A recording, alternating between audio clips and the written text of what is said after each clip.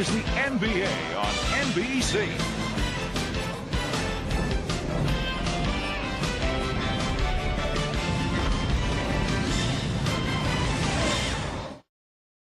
Good evening, everyone. This is the Rooftop Sports, and for some of you that have probably seen my Mariners game, thank you very much for being engaged with that. I had about 17 to 20 people watching the show, and I accumulated to up to 253 total views, so thank you for doing that.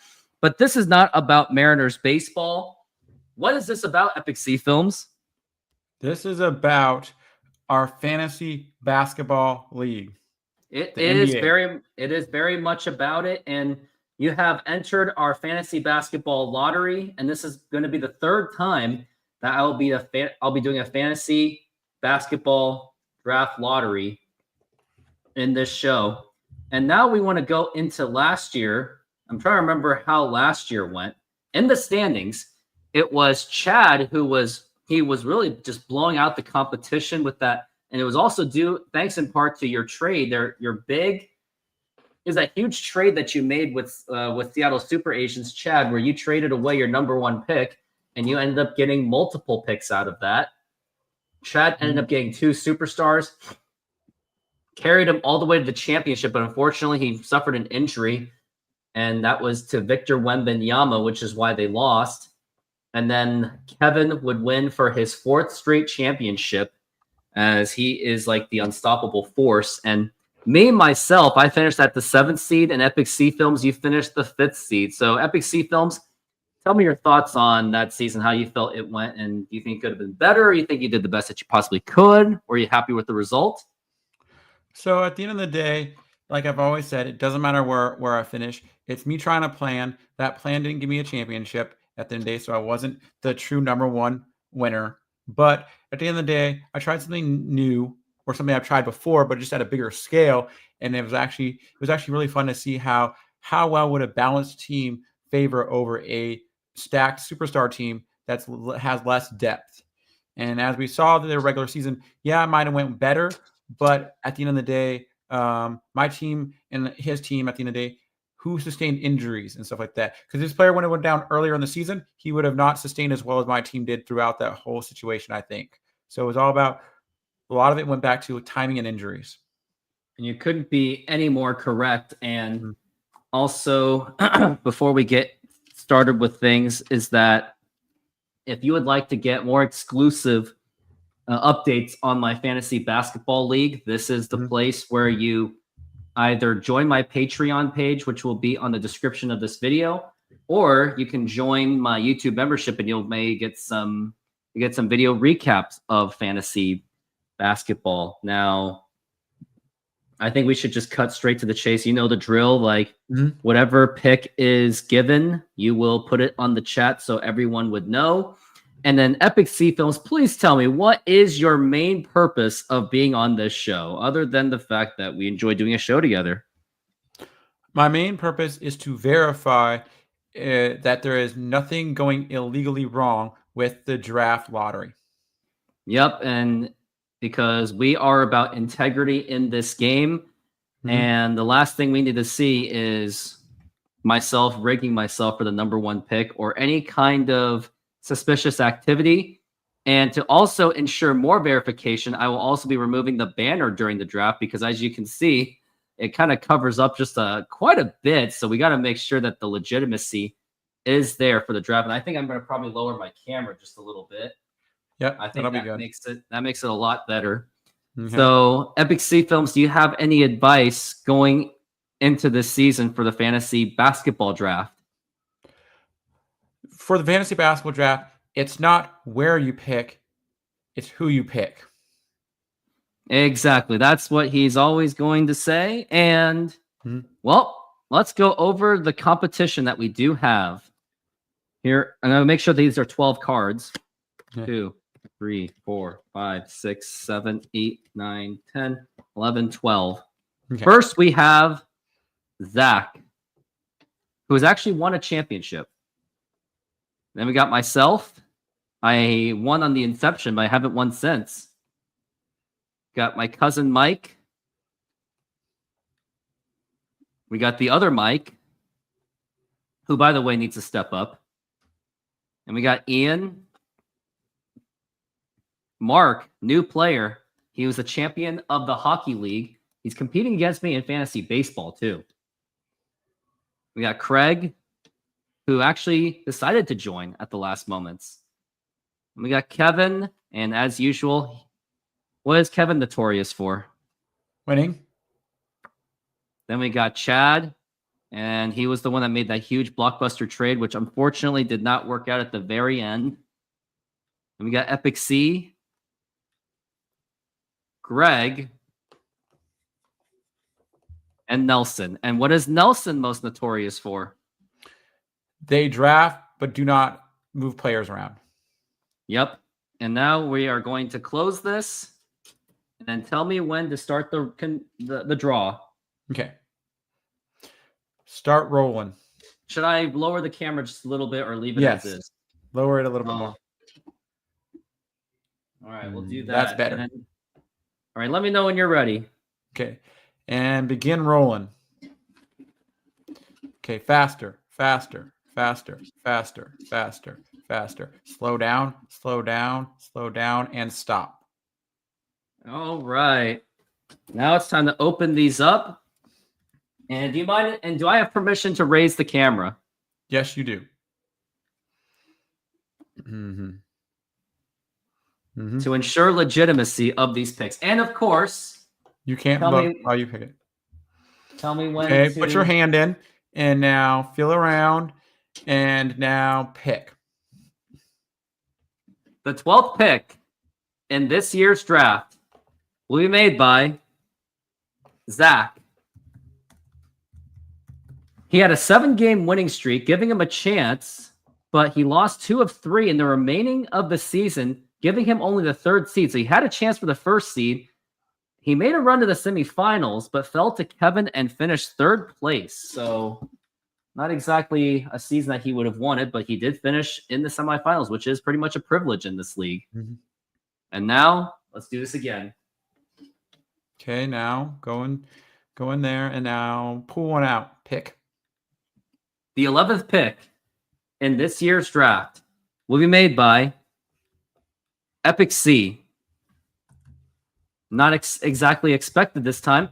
Epic C, who made that blockbuster trade with that number 1 overall pick with Chad, he traded away the number 1 pick, made the playoffs, but would fall in the 1st round to Sacramento Stingrays. So now you have the 11th pick. And now we will do this Yes. again. Okay, now pick.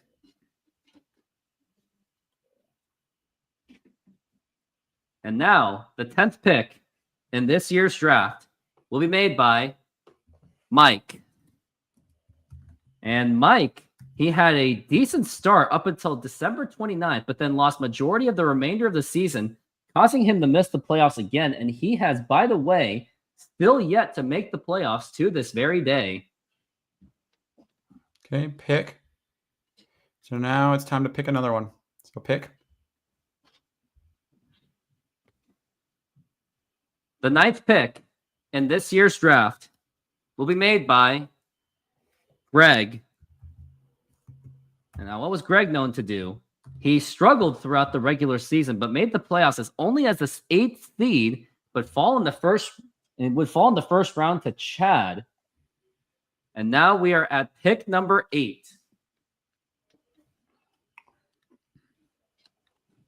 Pick.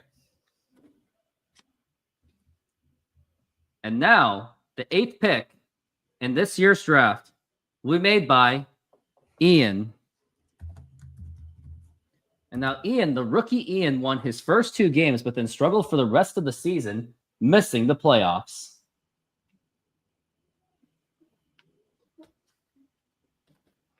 Pick.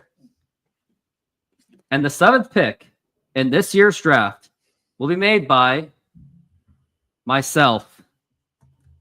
Can't really catch a break with these picks, can I? Joe, who's simply just disappointed throughout the entire season, made the playoffs as the 7th seed, but then fell to eventual champion Kevin. However, he did win the loser bracket, and he was gloating about it just as much as this. Well, at least I'm 2022 fantasy football champion. And I remember I defeated you. I won that bracket. Do I deserve any congratulations for winning a loser bracket? No. Why not? I won something. Yes, but like they always say, even in fantasy sports, they say, or a lot of things they say, second and fourth are always worst places to be because you always know you could have done better. Remember that. Ouch.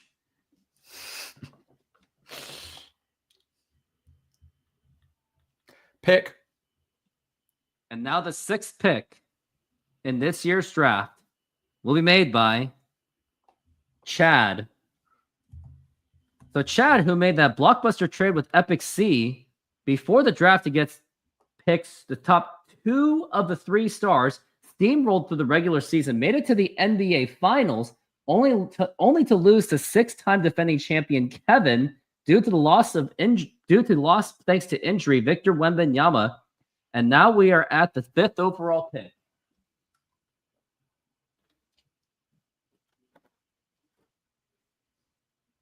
Pick. And now the 5th pick in this year's draft will be made by Craig. Craig, who usually is a regular contender in the Fantasy Basketball League, finished as the 2nd worst team and openly admitted that he lost interest in the NBA. He has returned to the league, however, for this season, but his future remains very uncertain for the future of fantasy basketball.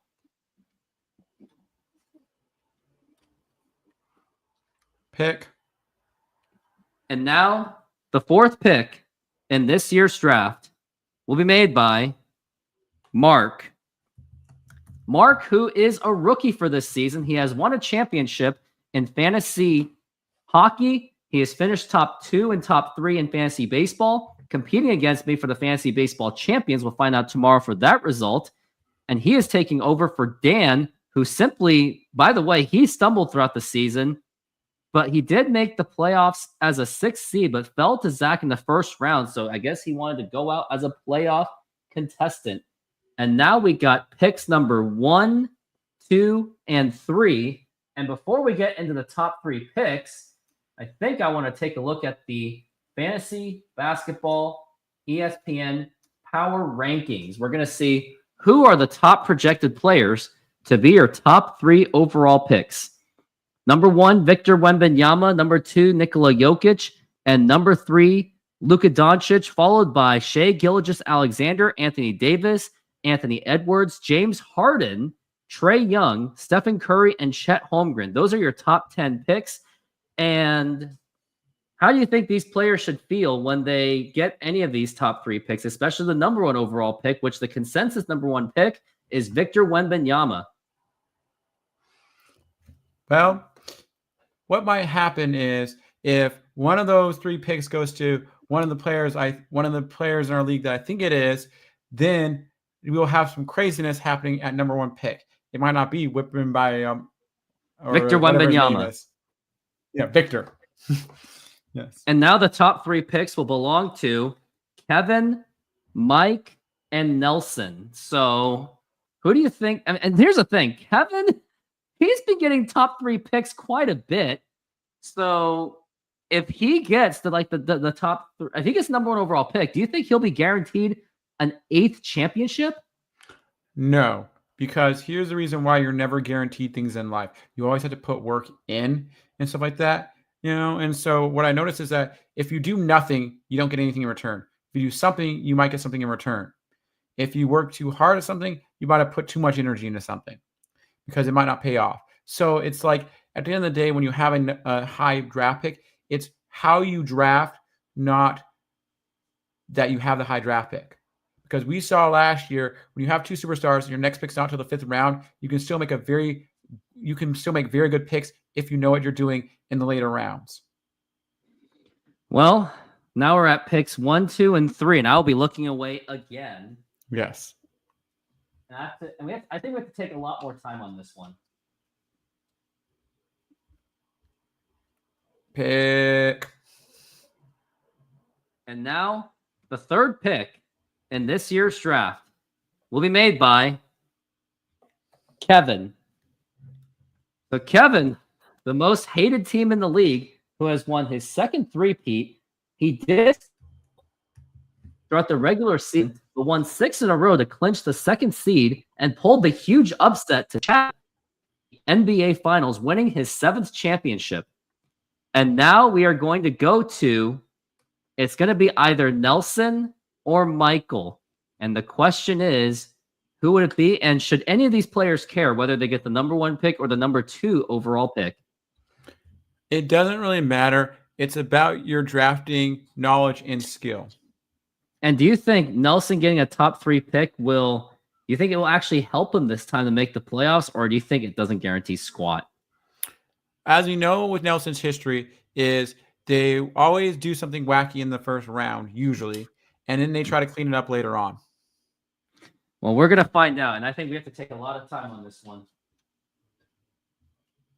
Maybe we should drum it again, or what do you think? Should I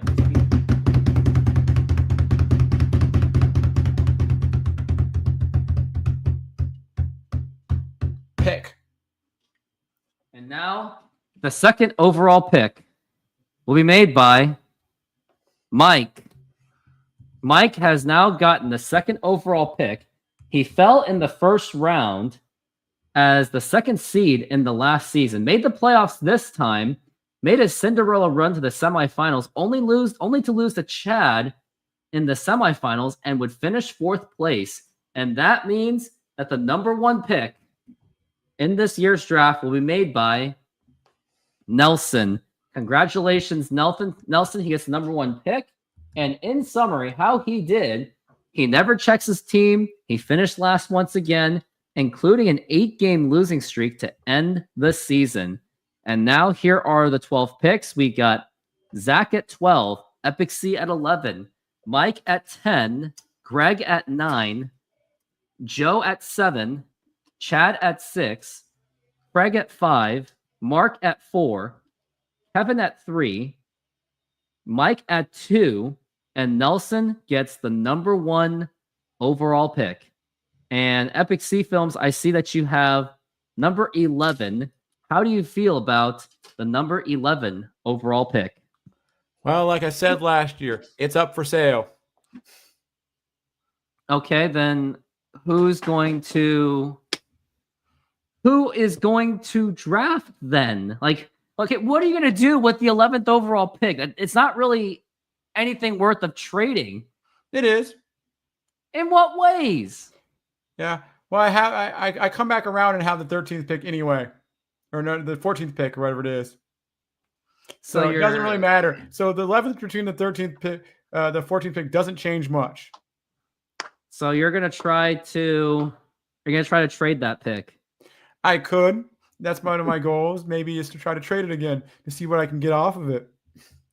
Because think about this: if I move there and then someone else gives me, like, let's say someone gives me the 16th pick and I get the 14th and 16th pick in that round or something like that, and someone gets that other pick, my pick, and then maybe I get a 3rd round pick. If there's something you could still do with that, you see what I'm saying? Because technically, it's like the difference between the 11th pick and like the 13th pick or the 14th pick I get is not much different, talent wise.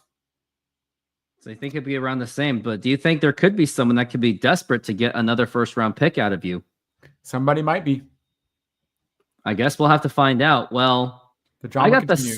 The drama continues. I got the 7th overall pick. That's what I tend to always get. And then going to the draft recap, in the last season, Kevin, what did he have? I'm trying to remember where he was at. Mm-hmm. Kevin had the 4th overall pick. In the 24 season, he had the 5th overall pick. In 23, he had the 3rd overall pick. In 22, he had the 2nd overall pick. In 21, he had... I can't really find it. I'm trying to remember where he was. Oh, he was insert owner. Yeah, that was him. He was the number 1 overall pick in 21. That was the year he picked James Harden. And then 2020, he had the number 1 overall pick. And then 2019, when he was pretty new to the league, he was the 6th overall pick. 2018, he was the 15th overall pick. In 17, he was... I'm trying to remember who he was. No, it wasn't him. Well, anyways, the point is he's had quite a bit of average in number 1 over like top 5 picks. Like, so knowing that he's been getting all these picks while being champions, should everyone be concerned about the fact that he's got another top 3 pick once again? Like, it feels like he's doing it every single year. Do you think he has an unfair advantage? Do you think this lottery was actually fair? Or do you think he just gets lucky? Part of it is luck. And like I said, it doesn't matter what seed you are, because at the end of the day, you can find diamonds in the rough every single time. So it's like, part of it is luck, but part of it is also skill in the game and who you draft. And then because think about it, the luck comes into the factor that your players overperform. The also bad luck part of it is that your team gets too many injuries and you can't recover from it. The other part of it is, do you have a deep enough bench? Do you find diamonds in the rough? Do you draft players that people undervalue? Do you draft players? Because on the bad flip side of it is, do you draft players that are like, too overvalued? And so a lot of times that's something that happens in this league is how do you know who to draft? And do you know, like everybody says, you kind of have to do your research, figure out what's the best combination for you and see where it rides. Every year you try something out and you see how it works out, because at the end of the day, we see these scenarios and like we talked about this before, even with the trade I did last year, Chad, you knew once one of his big players got injured, that was a lot of production gone. It was hard to sustain that. When 2 of my big players went down, I still could sustain that and still be a mediocre team for the rest of the season. So it didn't matter as much. Well, so you're not too concerned about this season. I don't know. It's going to be another long season once again. Yeah. But it looks like Kevin has already told me who he wants to pick. I'm not going to reveal who he wants to pick. But it looks like the consensus say that he is going to draft in that position. He's going to be in the position to draft him. So I don't know. Like, out of all the competition that you've seen, do you see anyone that you think that can defeat Kevin this time? Because Kevin is obviously always the team to beat every single year. We got that new guy, Mark, who was a championship of the Fantasy Hockey League. And don't forget, he has no hockey knowledge. I'll tell you that. And he's a top 3 competitor in fantasy baseball. So do you think Mark, because he's going to be an upgrade over Dan, who hardly was very consistent, do you see Kevin getting a run for his money this year with more added competition? And also with Craig saying that it looks like he's going to be a little bit more motivated this year to really maybe give Kevin a lot more competition. Or do you think it could be the same thing as before? If more people are active, here's the thing about it, is if more people just move their teams around, this. If more people just set their lineups, the league would automatically improve in difficulty and make it more challenging for the players that are currently in the league. So as more players just change their lineups, that's the first big hurdle. First big hurdle is getting people to just set their lineups. People set their lineups, the league becomes more competitive just by nature because they have active players playing and they're closer in averages. We're saying, hey, if I have 10 players, if I have 13 players on my team and I have 10 players playing, if I consistently have, those spots filled, or I consistently basically put my active players in and I don't leave players on the bench, because let's say I leave a player on the bench and they score 60 points this week. Well, that's 60 points less, and you're just handing them a victory because they don't have to score 60 points more than they scored the week before to another team that was actually playing. So at the end of the day, that's what makes the league more competitive, is people just actively playing. The next challenge after that is, if you want the league to be more competitive, is people moving players around when they're injured. Because you can set the lineup at the beginning of the season and let it ride. At least that helps with some competitiveness. The next challenge is moving out injured players. Well, maybe with Mark, that there could be a bit more competition now. Before because I think we're just running out of time just a little bit. Yeah. But let's see the players that you think that could be serious contenders, especially to give Kevin a run for his money. Yes. Zach. Yes. Yep, Zach has already been a champion. Epic C. Yes. Mike. Now, not the one that plays softball with me. Are they competitive in your softball league? And do they care about basketball? No, he plays. No, I'm actually literally playing. Like he's the. I thought you meant they're that in guy. your baseball league. Sorry. He's also in the baseball league, but Yeah, are they also not competitive in that? No, in hockey he was like, eh. Okay, so they're not competition. So they are a non-factor. Yeah, so that's one. Greg, He plays. Ian, no, No, they don't play. No. Okay. Myself, Yes, you play. Chad, Yes. Craig, Yes. assuming he doesn't have an off year like last year. Yeah. Mark, from what we've seen, Yes. and they'll my play. other cousin Michael, the Sacramento Stingrays. They semi play, Well, he made it to semifinals. so they play. Yes. And then we have Nelson, who obviously. So that's 3 teams that don't play. So that could be 3 easy wins if they don't step up. And if someone else falls off, that's 4 easy wins, meaning that you automatically make playoffs because there's 8 spots. Well, it's gonna be a season. Hopefully, it's gonna be a better season. And also an update: there will be a fantasy basketball draft lottery, which we will be there. Looking at the dates right now. Depending on the baseball season, if the Mariners just happen to be at that position by then, we'll have to adjust the schedule in some ways. We're looking at 2 options. We're going to be looking at either Saturday, October 18th, Sunday, October 19th, or Monday, October 20th. Chances are, I think, based on the baseball schedule. So let's put it this way. If the Mariners happen to be still playing on that day, to that day, our draft party will be on Saturday, October 18th. If the Mariners are out by then, the party will be on Sunday, October 19th. Okay. And that will be it. And Epic C Films or Epic C, Yeah. do you have any advice in life? Yes. Don't drink. Don't smoke. Have fun. And live life. Well, that is going to do it. And Epic C, thank you for being on this show. As usual, thank you for auditing the basketball draft, because without you, there would be absolutely no integrity. And Matthew Jr., thank you for being on this show as if you were on my Mariners show. But we are about to take off. And everyone have a great night.